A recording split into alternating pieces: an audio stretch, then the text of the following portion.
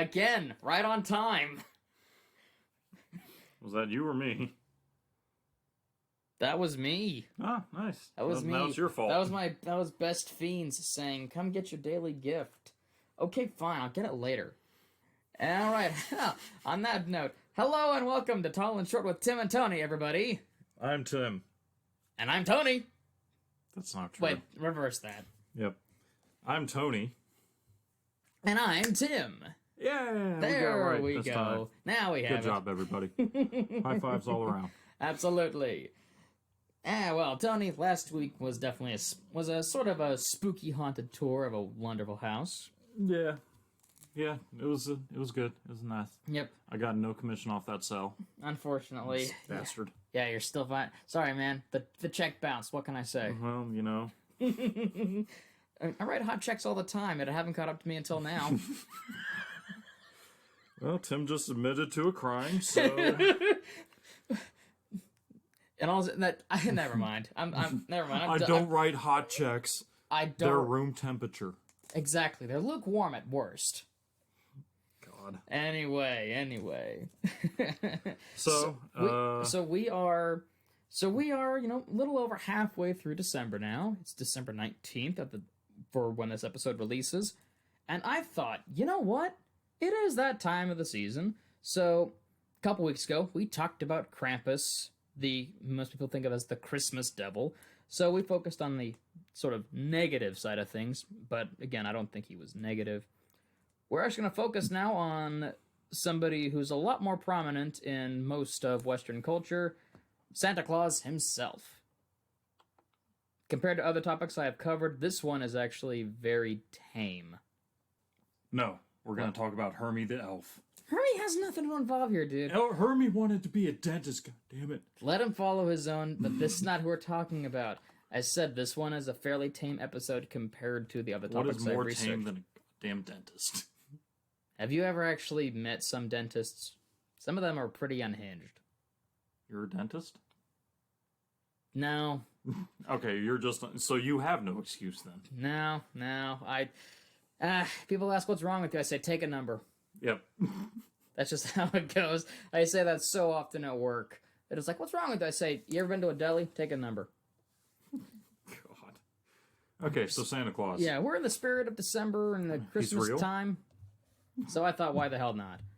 When I covered Krampus, I briefly touched on, you know, St. Nicholas and how that all happened. So I want to actually give a deeper dive into the man behind Santa Claus, as well as a few other figures that became major influences in Santa's design, how he got his name, and how he has also almost been canceled a few times. So we're going to deep dive into the SCEU, huh? Pretty much. The SCCU? What? SCEU, is that it? Santa Claus Extended Universe? Jesus Christ! How do we do that? But it's because we are on a podcast and we have time for these kind of thoughts to intrude. No kidding. I would also like to point out that I went to a few very good sites to help out. One of which is from a blog called The Long Strange History of Santa Claus by Spencer McDaniel. She is also a student of history, and she actually researches very in-depth topics pertaining to a good chunk of history. So nice. I actually do have to thank her for doing that. For letting us backpack off your studying. Now, due to records being printed on papyrus or parchment, that meant everything had to be rewritten because of how less durable these materials were. So a good chunk of the original St. Nicholas's life is very much left up to speculation. Not to mention the time that Nicholas was said to be alive. I mentioned this back in the Krampus episode. So some of this is a little bit just a gloss over. Double backing, yeah. Little gloss over just to help us get into play. Most agree that his birthday falls around March 15th, 270 AD, and his death falls around December 6th, 343 AD. Keep those dates in mind because this is a little sidestep into a little bit later on the rather tumultuous time in Rome's time of history. In the times that Nicholas was said to be alive, the Roman Empire was going through a very nasty power struggle. The emperor at the time was Diocletian, and he saw that Rome's empire was way too massive for one person to govern. So he thought of the idea of the Tetrarchy, wherein there would be 4 emperors, 2 in the west, 2 in the east, as we have had it hammered into our heads by Dr. Crow many times in the past.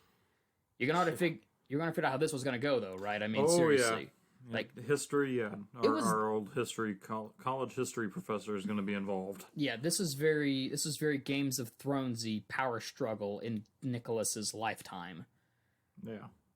So going off what many consider the complete biography of Saint Nicholas, I actually managed to find, appropriately titled, The Life of Saint Nicholas by Michael the Archimandrite. And an archimandrite is sort of like a superior abbot, kind of like a cardinal to a bishop. Okay. If that helps you out. It puts in perspective. An archimandrite is more in the Eastern Church sort of thing. Yeah, Eastern Orthodox. But there's a new word for you, kids. Archimandrite. Word of the day. Anyway, I say complete with quotations, because this work was written in the 800s CE, which is 500 years after St. Nicholas's purported death. Jesus. Yeah. Some scholars are cautious, since, no one is certain where Michael the Archimandrite had gotten his sources from. The likelihood of a good chunk of it being oral tradition and older written sources. Not to mention, some of the stories included that seemed to be very similar to another biography about a Greek philosopher named Apollonius of Tyana. This shouldn't be a shocker, since many early to medieval Christian storytellers would circumvent pagan stories to fit their narrative. Mm-hmm. So, still, no original ideas. They're just rehashing old ideas. They're just slapping a nice Christian label on it and calling it good. Yeah, and Apollonius, I did look a little into him, not enough to actually have a proper discussion on. Yeah. But a lot of stories that he had were very similar to St. Nicholas's, and he was a little older than St. Nicholas, so it wouldn't surprise me. But back to it, St. Nicholas was born to wealthy Greek Christian parents in the city of Patara, which is not too far from Myra, which is in modern-day Turkey, as also mentioned. There's speculation as to the names of his parents, because, again, records are not properly kept. Nope. Sources can't agree on the name of his parents, so I'm not even going to concern the podcast with it. They'll say one name, and others say another. I'm not getting involved. Yeah. It's easier that way. His childhood was allegedly kind of how you would expect. He was raised to be a righteous child, and didn't associate with any wicked children or activities, including politics and the corrupt business world. He was very much a child who was not interested in worldly things and focused his life on his faith. In some accounts, his uncle was the Bishop of Myra, and under his power, the uncle made Nicholas a priest. Nice. As it was to pass, Nicholas's parents died, and with that, they left him their incredible fortune and wealth. Also, not surprising, he was I think their only son. Yeah, I mean... Now, most people would take the money and focus on themselves, but Nicholas decided he wanted to do more than that.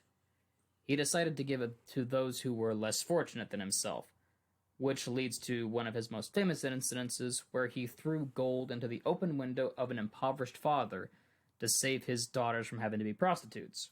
This was also covered a bit more in depth in the Krampus episode.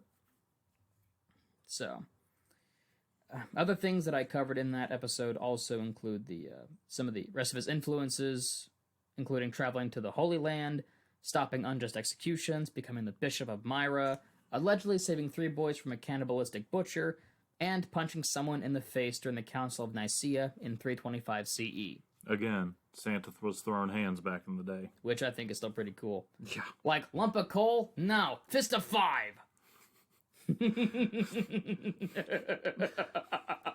Oh, someone's gonna get their stocking stuffed. Bam!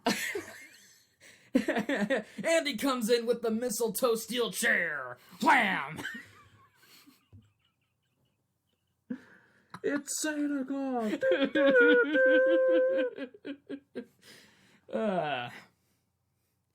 I've checked my list twice and you're on the naughty side. Brother! Alright. So, someone needs to I know Randy Savage is dead. May he rest in peace. Yeah. But Randy Savage needs to be Santa Claus. I love it. And after his death in 343 AD, Nicholas was allegedly buried in Myra and then canonized and given sainthood. Nice. Albeit some sources will say that it was the 800s, others say it was in the 1400s, others go back to the 4 to 500s. So no one can agree on anything. Regardless, he is a saint. And he's now become a saint, and it is a saint of a lot. And I read the entire list in the previous episode. Did you check it twice? I did. And it still said the same thing as before. Of children, coopers, archers, prostitutes, brewers, pharmacists, the whole 9 yards. It's just...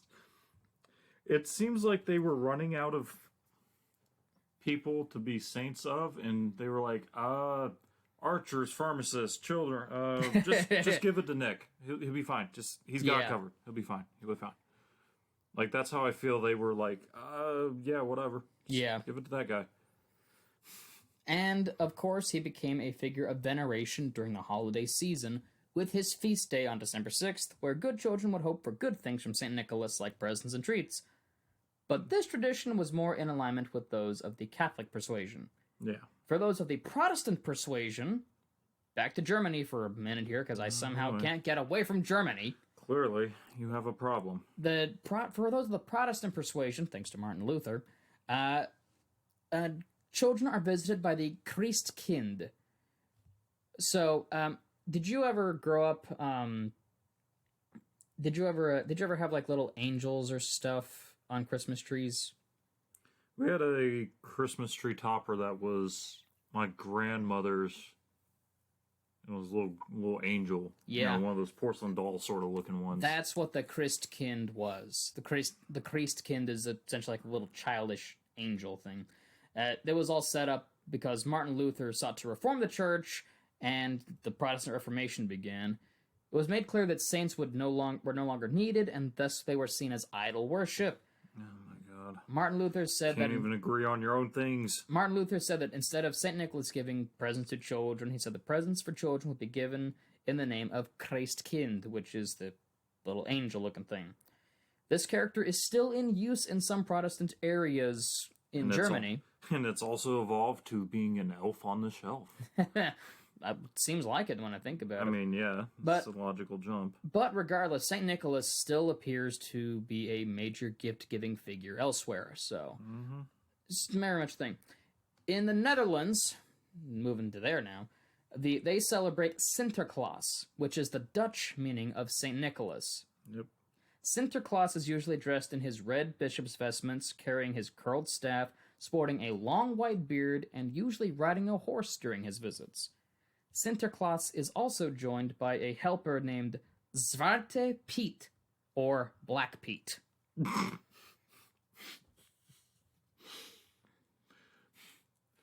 We may have to edit this out, I'm not sure, but that just made me think of Tom Sawyer and...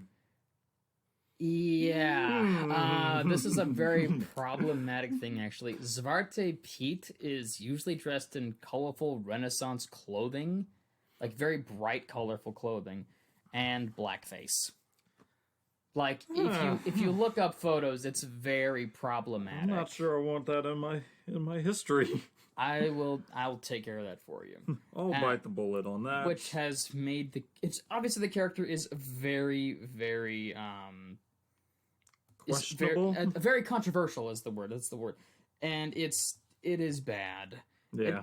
He also sort of takes on some aspects of Krampus, such as he carries around the rod to whip bad children. That's not making it better. Nope, and carrying a bag that he might put kids in. The photos are all just terrible. And in regards to the controversies, many of the larger cities in the Netherlands have since had the character changed into having patches of soot on his face, as it makes it look like he's been climbing in and out of chimneys, helping Sinterklaas with delivering presents. That's better? Yeah, I even have right here. It says, if you look up depictions, it's... Yeah, I'm not posting a picture of Black Pete. You can just look him up. Yeah, no, just look him up. It is very bad. Like, it is very stereotypical, and it's... Oof. You're looking it up right now? No, I'm not sure I want to, but yeah, I will. Yeah, it's very rough. It just, yeah, like bright, colorful clothing, and then very obvious blackface.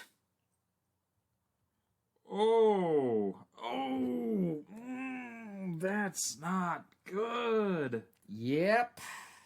Yeah. Oof. Yeah. The soot's better. The soot It option. looks like you're just from Victorian era England, and you're also Dick Van Dyke. But yeah, that's how it is. Oh, that's Yeah, that we're not putting that on the Instagram at all. Nope. Like that is one we are not going to do. That is You can look up for your damn selves. listener look it up on your own warning. On your own warning. Anyway, We're gonna move from Santa Claus now. We're gonna move to England for a little bit here. we're gonna go with Dick Van Dyke. Okay. We're hopping over the channel into England. They have a figure who is very much a major influence on Santa Claus, Father Christmas. Mm-hmm. During the English Reformation of the 15th century, Henry VIII broke from the Catholic Church and founded the Church of England. When you have so much power, you're like, I don't like your religion. I'll make my own religion. With blackjack and hookers. Except, forget the blackjack. Pretty much. Yeah, just forget the blackjack. Going from Catholic to Protestant meant doing away with the veneration of saints as well. Thus, St. Nicholas was no longer a part of the Christmas traditions in England. Bastard. Instead, Father Christmas was brought in as a replacement for St. Nicholas. Father Christmas is usually depicted wearing long fur robes, either red or green in color, and a wreath of holly on his head. What you got? It's the Costco St. Nicholas. It's not Dr. Pepper. It's Dr. Thunder. It's just as good, but you know. The image that he evokes very much makes me think of the ghost of Christmas Present from a Christmas Christmas Carol. Very much immediately. Father Christmas was very much created to bring joy and mirth during December, always depicted as jovial and cheerful. It should also be said that since England no longer celebrated December 6th, Father Christmas's involvement was moved to December 5th, Christmas Day. Which was the same day as Krampusnacht. Krampusnacht was December 5th. Yeah, so he moved it the same day as Evil Santa. Yep.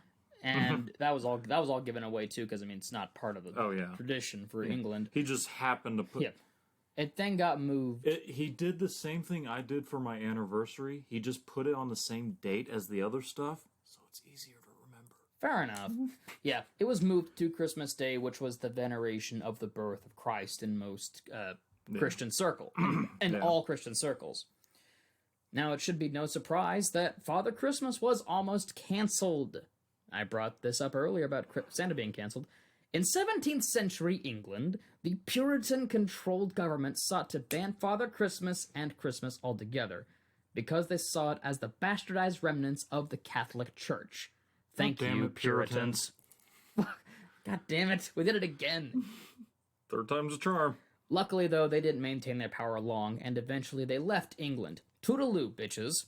Yeah, and then they came over and made America. And then messed up America. Yeah. Thus allowing Christmas Puritans. Thus this allowed Christmas to return in full swing. One of the other reasons that the Puritans sought to ban Father Christmas was because he was seen as a bad influence on adults, who would get drunk and sing, clearly the most sinful of lives. No, that's just a Tuesday afternoon. What are you talking about? I know, right? It wouldn't be until the Victorian era that Father Christmas became more associated with children and gift-giving. Yeah. So, like, all the getting drunk and singing and wassailing and that sort of thing. That's Krampus shit. That's Krampus shit. That's devil worship. You go do that on Krampus Day. Now, those were most of the key figures that had an influence on the creation of Santa Claus. So how did they all lead to him? Well, there's only one place that would allow for all of their different characters: the New World. When Dutch settlers came over in the 17th century, they brought Sinterklaas, and English settlers bringing along Father Christmas with them as well. The Germans would bring over the Christkind in the 18th century, And then, with their powers combined, Santa was born into the world. Sorta.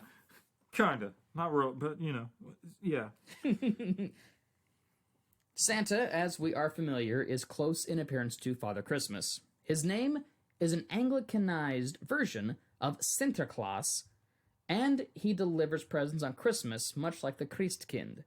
Or if you're from Halloween Town, it's just Sandy Claus. Pretty much. Even more, one of Santa's names, Kris Kringle, comes from Christkind, which means Christ child. So, little bit of a hint for you. I wonder where you're going with that. Yep. Famed American author Washington Irving. There he is. Also had a hand in the creation of Santa Claus. In a satirical book titled History of New York, Irving wrote it under a Dutch pseudonym, and he used it to make fun of New York's original Dutch colonizers. He mentions the character of St. Nicholas as looking like a pot-bellied Dutch sailor in a green coat while driving a sleigh on the treetops. No mention of the red coat, the North Pole, or the reindeer, though.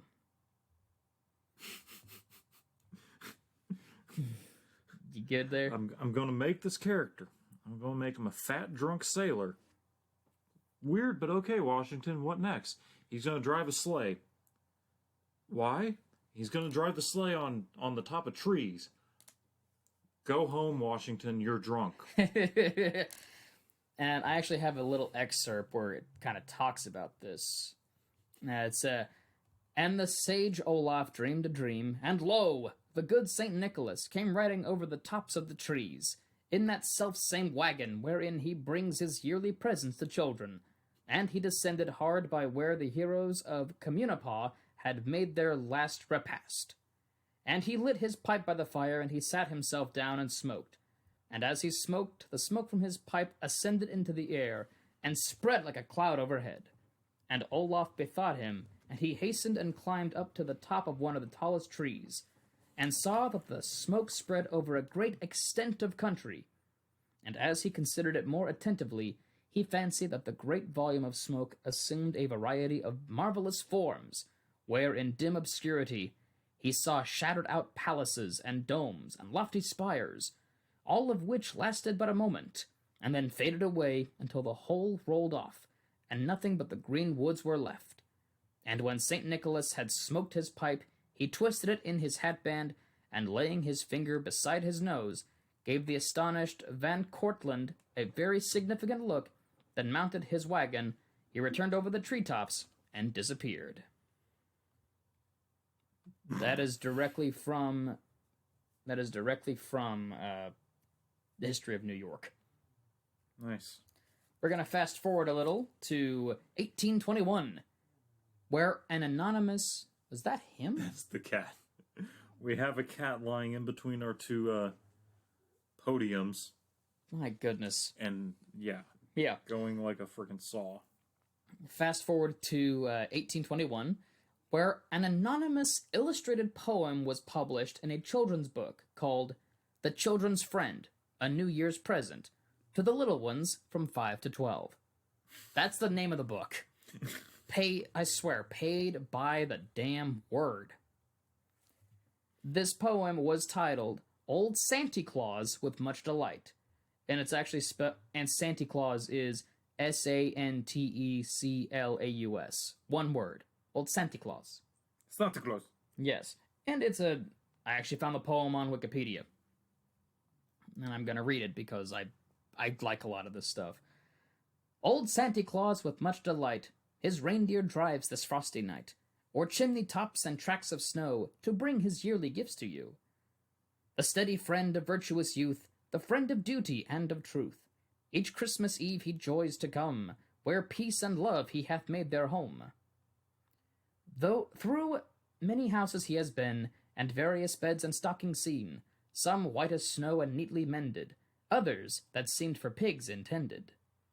To some I gave a pretty doll, to some a peg-top or a ball, no crackers, cannons, squibs, or rockets, to blow their eyes up or their pockets.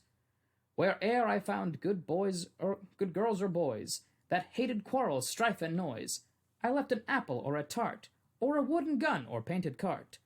No drums to stun their mother's ears, nor swords to make their sisters fear, but pretty books to store their mind, with knowledge of each various kind.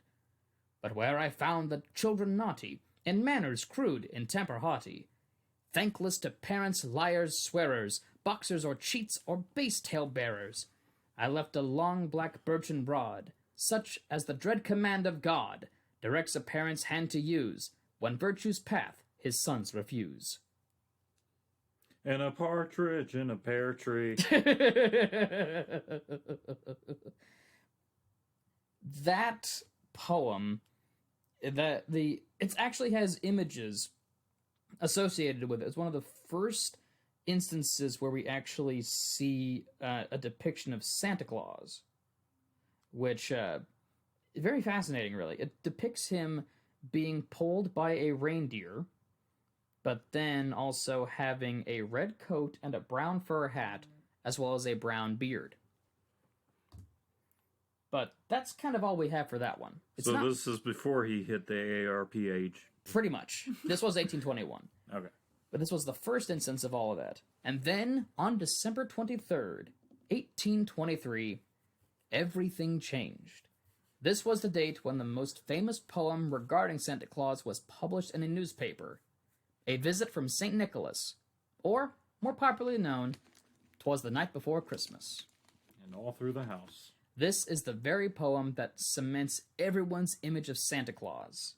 Yep. And I actually have an excerpt right here. He was dressed all in fur from his head to his foot, and his clothes were all tarnished with ashes and soot. A bundle of toys he had flung on his back, and he looked like a peddler just opening his pack.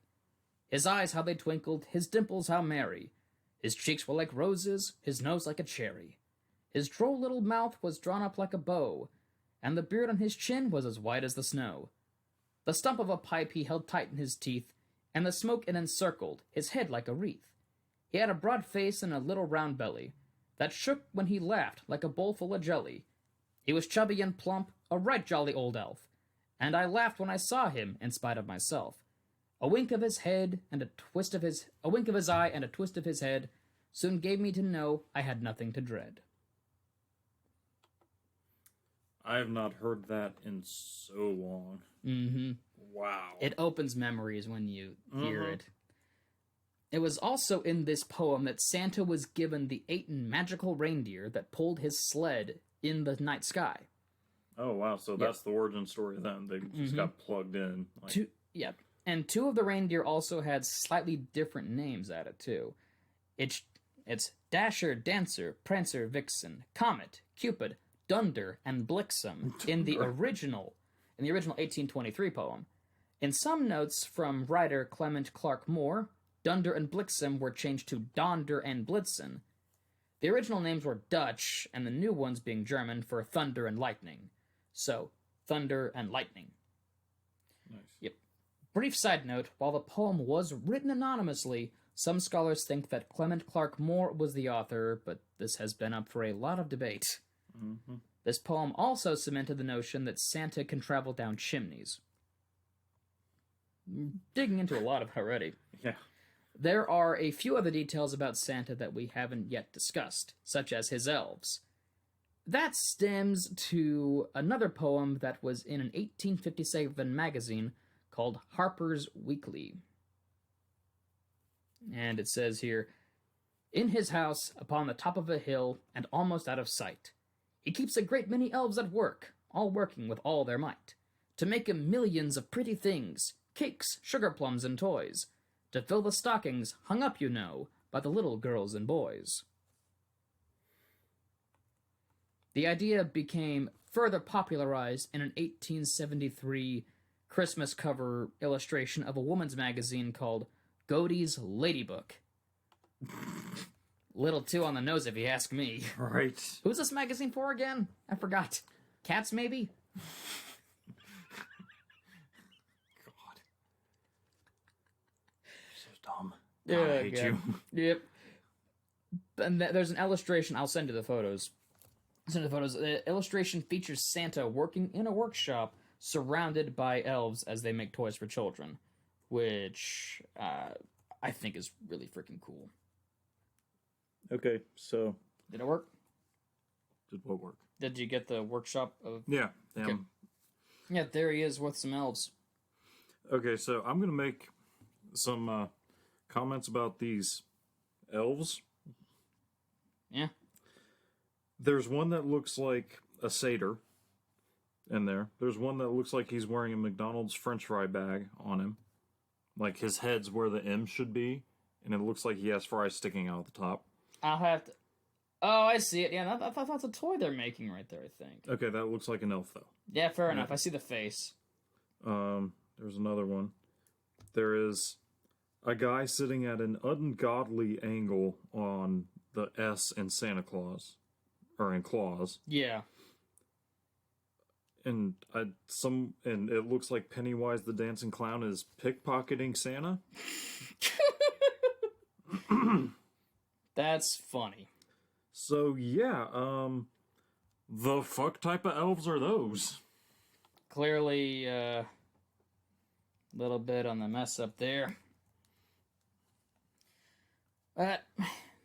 Now, we come to quite possibly one of the single most important and influential people to be involved in the story of Santa Claus, Thomas Nast. Nast was a German-American cartoonist, specifically specializing in character work and political cartoons. I can guarantee you that you've seen quite a few of his works that have made their rounds on the internet. Sure, yeah. He has a very distinct style. Now, I want to say, keep in mind, most of the poems and books we've touched upon weren't illustrated. They were just all words. Minus the 1821 poem, Old Santa Claus, there were no definitive images of Santa Claus. But then, during the Civil War, Thomas Nast drew his first depiction of Santa Claus, who was dressed in an American flag while holding a puppet named Jeff as he entertained and gave presents to Union soldiers. The puppet being a caricature of one Jefferson Davis. What's your name? But My name, Jeff. But this is the... But this was the first time that Thomas Nast actually did Santa Claus. And he's entertaining Union soldiers. Yeah. But then in 1881, the most famous Nast illustration of Santa Claus became a thing. It was how we truly saw him. Bearded, jolly, and fat. So, God, when was Coca-Cola founded? Not till the 1930s. Okay. And I'm going to talk about that. Yeah, I was Do gonna not say, worry. that is... Don't worry. Don't worry. If you don't talk about it, I think Coca-Cola is legally allowed to sue us.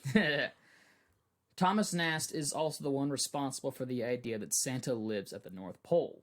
Yeah. The North Pole, back in the 19th century, was seen as this mysterious and unknown area that had failed to be properly explored. Yeah. At the time, there had been many unsuccessful expedition attempts up that way. It was also known by now that Santa flew around with magic reindeer, and that reindeer lived in the far northern regions. So, Thus, it made sense that Santa would have to live at the North Pole. Nast drew an illustration of Santa living at the North Pole in a collage of engravings in 1866. It wouldn't be for another 60 years before a successful expedition to the North Pole was accomplished. Norwegian explorer Roald Amundsen flew over the North Pole in a dirigible, thus finally removing some of the mystique about the North Pole. You ruined it! Nonetheless, the idea of Santa still living up there has not left the public imagination. No. Yeah. And a few more details on Santa Claus here is that the first thing is placing presents under the tree. Mm-hmm. Initially, presents would be put in stockings, not under Christmas trees. This was thanks to L. Frank Baum, most famous for the Wizard of Oz series. Okay. He took some of his own liberties in his book, The Life and Adventures of Santa Claus, such as Santa being raised by woodland spirits, earning his immortality, and having 10 reindeer with different names that could leap large distances, almost to appear like they were flying. In the book, Santa leaves presents in stockings by the fireplace, unless he finds people who live in tents and they don't have fireplaces. Instead, he would put trees on and under the trees near the tents. That's kind of where that came from. Okay. Yep. And then there's Santa's wife, Mrs. Claus. Where did she come from? Well, Santa had to sacrifice a virgin soul in order to appease the dark and holy forces at Christmas, and he was rewarded with a wife. I feel like you made that up. Of course I'm kidding. What do you expect? In reality, she was just... In reality, that's actually true. Yeah, 100%. In reality, she was just the product of several authors who thought, does Santa have a wife? Like, that's just it. They were like, does Santa have a wife? And that's just how it happened. I could not find much more. That was all it was. It's just like, it's like the Bride of Frankenstein. Like, we need to keep going with this franchise. How can we make a female one? I mean, in the original, in Mary Shelley's Frankenstein, Victor Frankenstein did make a bride for the monster, so not too far off. But either he quickly destroyed. I think as she realized what monster she was, and she killed herself, or he killed her as a horror. I don't know. It's been a long time. Been a long time since I've read Frankenstein. Yeah. Down to the point that I just don't care anymore. But now on to the big one that a lot of people know Santa for, his red coat. Yep. For most of his time in the public's imagination, Santa is described as wearing a fur coat, but there is no color associated with it. I mean, I could definitely see like a standard like bear fur or deer fur, just something nice to keep, because it's fucking cold out up in the North Pole, damn it. Yeah. Many claim that Santa's color scheme was an invention of Coca-Cola, since Coca-Cola's brand is red and white, and Santa has been used in marketing for the company. But that's actually a modern myth, because Santa did have a red coat in that 1821 poem I read earlier. Coca-Cola didn't even start using Santa Claus until the 1930s. But it can't be denied that Coca-Cola did help cement the idea that Santa always wears red. Yes. Now, they didn't create it, they just added to the legend. They just reinforced. Yes.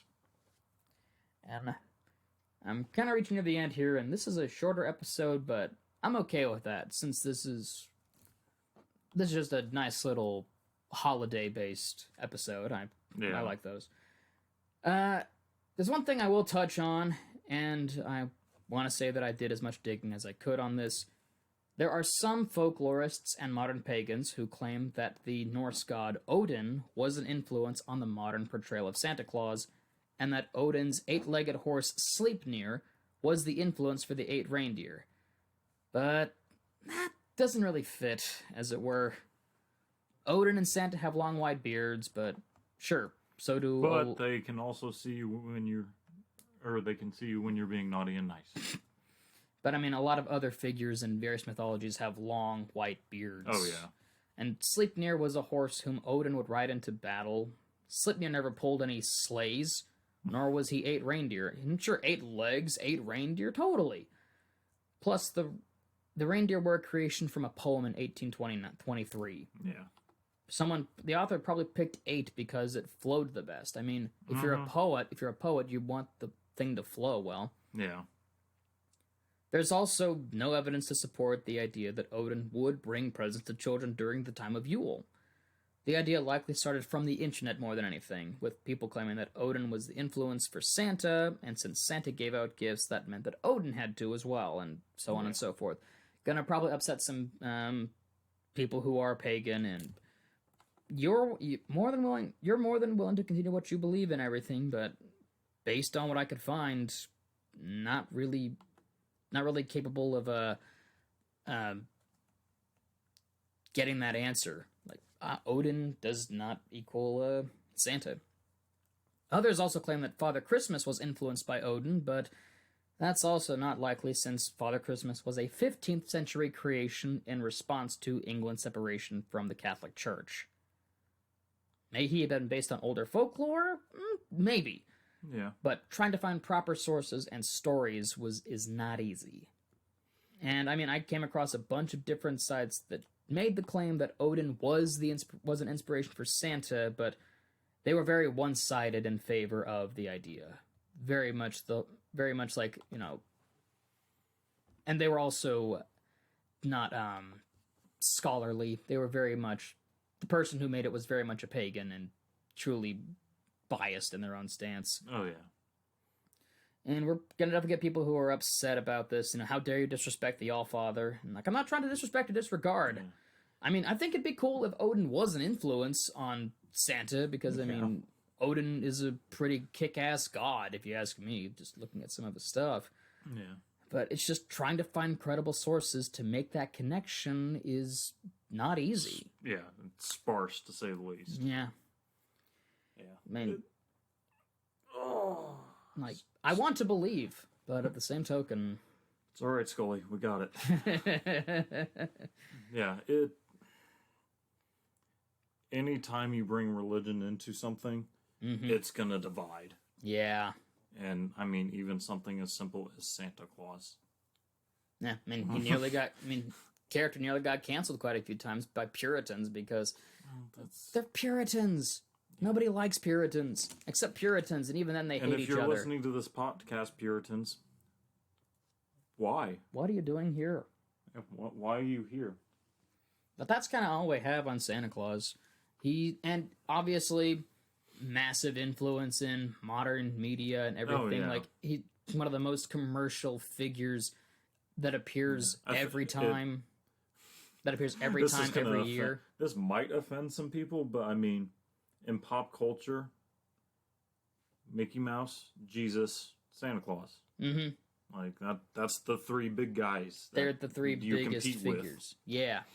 Ronald McDonald's up there too. He's kind of died down. A little bit. He's fallen down the pegs a few. Yeah. But yeah, I mean, South Park? South Park's got it. Look at, there's a whole bunch, there's nearly like 20 different movies every year where there's at least one Santa Claus figure. The figure. Miracle on 34th Street. Yes. The original and the one with Richard Attenborough. Yep. Both are very good. Nightmare Before Christmas. Mm-hmm. South Park, like I said. I mean, Robot Santa in Futurama. I mean, it's such an influential figure that that's one of those things that will survive or outlive us. Mm-hmm. Is the mythos of Santa. Oh yeah. And it's what got me when I was researching all of this, because I very much felt like a child in a kid in a candy store when I was researching all of this.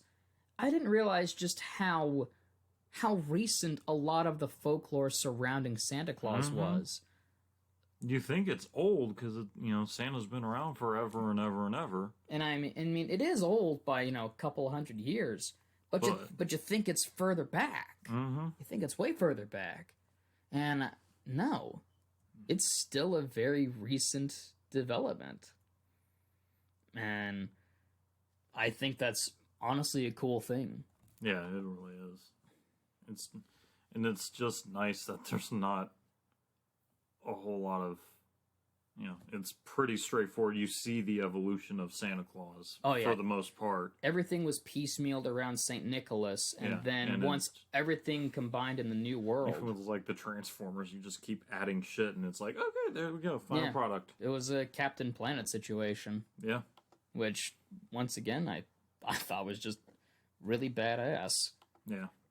And it definitely made a figure that a lot of kids do look forward to getting a visit from, but man, they don't want to go visit him and sit in his lap. Good God, I was the kid who screamed when he had to go sit on Santa's lap. So you were terrified of Santa, obvious, or at least freaked out by him. At least the idea, like the person that was sitting there, because I may have thought, that's not Santa! Of course not. You're that asshole. Like, no. You're not the real Santa Claus. Say something only Santa Claus would know. Yeah, but there were other times that I was younger and there would be somebody dressed as Santa Claus, and it was usually a kind old man who did have his beard like actually grown out for the occasion. See, I was not like that. Yeah, we established earlier that you were you were the cynical kid who. I was a dick. What do I say? I was yeah. I never sat in Santa Claus's lap because I didn't care. I cried, but I think it was more out of frustration of why the at my hair. Yeah. Instead of, oh god, it's scary. No, it was, no. Yeah. There's a photo of me somewhere, I think my grandparents, and we went to go see Santa in my hometown, and I'm just crying. It's gotta be a photo somewhere like that. Now I wouldn't mind going to actually say, hey, how's it going? Here for a photo. Just for the fun of it, because I'm a grown-ass adult. I mean, grown is... Yeah. Adult is also kind of... So, what do we have on the docket for next week, Donnie?